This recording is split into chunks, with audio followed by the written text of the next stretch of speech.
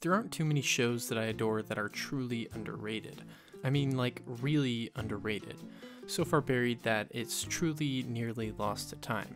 I can look back at some of my favorites like Community, for example, and say, yeah, it should have been appreciated by a wider audience during its run, but due to its massively involved fan base and critical acclaim, it's hard to define it as genuinely underrated. But a show that I would confidently lend the term to is HBO's adult animated sitcom, The Life and Times of Tim, an all-time great comedy that unfortunately never found a substantial audience during its run, and unlike many cult favorites that were able to find a second life on streaming, still hasn't found one since. But that changes today, because I'm here to illustrate the low-key brilliance of the show, from its unique voice acting process and fittingly ugly animation style, to its absurdist humor and instantly iconic dialogue. In many ways, it's not surprising that the show never blew up. Series creator, director, and titular voice actor Steve Dildarian, most famous for his work on the Budweiser Lizards commercials, isn't exactly a big name. Really, the only popular name attached to the project is Nick Kroll, who voices Tim's friend Stu. The show's premise is also pretty nothing special. A dude, Tim, finds himself in awkward situations, just like about every other sitcom ever produced. It's essentially an animated Curb Your Enthusiasm, and when HBO already has another Curb Your Enthusiasm, Tim doesn't have much reason to live. But boy am I glad that it did, at least for the time it had, because it was truly one of the funniest, most quotable shows ever made. I'll just wrap this up. Yeah. And then you can put this entire ordeal behind you. That's what so to speak. behind me. It's a little bum rape humor, I'm sorry. Bum rape humor. If you That's can... not a genre of humor. Anyway, One of the best aspects of the show, and a key differentiator in the genre of adult animation, is its improvisational style of dialogue. Unlike I think every animated show I've ever seen, Life and Times records its script as an ensemble, with every actor recording their lines together in the same studio.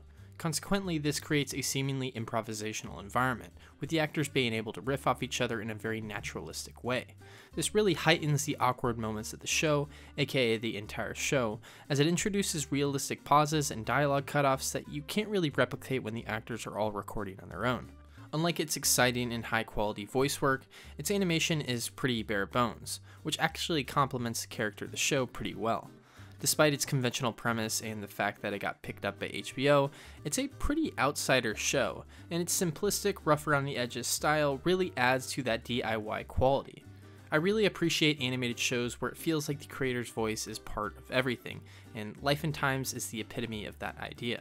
After learning how to use iMovie from his girlfriend, show creator Steve Dildarian wrote and animated the short Unpaid Angry Hooker, which would later be developed into the show's pilot. Despite the fact that it looks like it was created by some dude that just learned iMovie from his girlfriend, the lowly cartoon won Best Animated Short at the US Comedy Arts Festival in Aspen, Colorado in 2006, eventually grabbing the attention of HBO, interestingly a network that doesn't really ever produce animation. And because I so want you guys to check out this show, I would like to tell you about the sponsor of today's video, Private Internet Access VPN.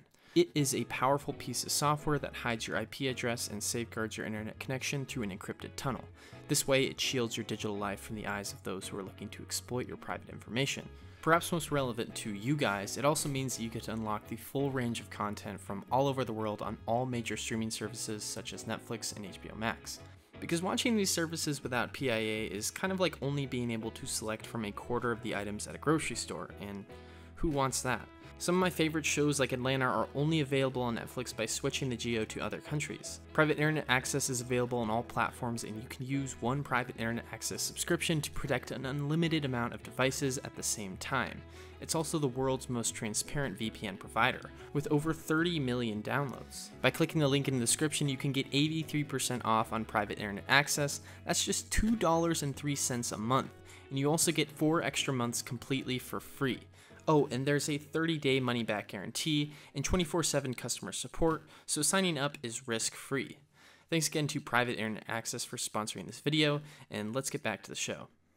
On some level, the absence of any complexity or anything interesting to look at from an animation perspective allows you to embrace the absurdity and awkwardness of the writing more. And it's not like the structure or style of the cringe comedy is anything new to the format.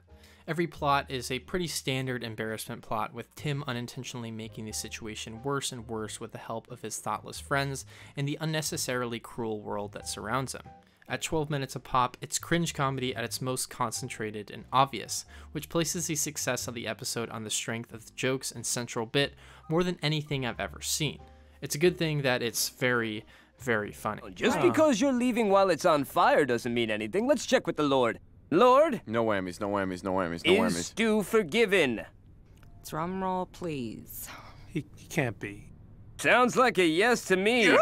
Yes! When you don't hear anything, it's good. The foundation of the show's humor, as you can probably guess, comes from Tim, a pretty perfect straight man character, just likable enough to sympathize with and understand, but not likable enough to feel sorry for all the time. Just like with Curb Your Enthusiasm, the laughs come very easy at Tim's expense because while we feel for him and realize the uncomfortable situations he finds himself in, just as much we have countless reasons to enjoy his torment. Although a generally well-intentioned person, he's not a very good boyfriend, he's a pretty unambitious employee, and although not always his fault, his low social IQ and poor decision-making often plays a major part in his demise. And unlike the rich Hollywood TV writer Larry David, the lost in his 20s Tim is a much more relatable character. He's also not a dickhead, so rather than episodes ending in mostly earned comeuppance like with Curb, they end in mostly undeserved comeuppance, which is funny in its own right. Among the funniest scenarios are Tim having to play scapegoat for his tactless boss, like when he's forced to take the blame for the boss's dog shitting on the office floor and biting a coworker's leg in the elevator, or when he's pressured to pretend to be Mexican both at work events and in his personal life so that the company can meet its diversity quota. I need you to say your name is Tim Sanchez, and What?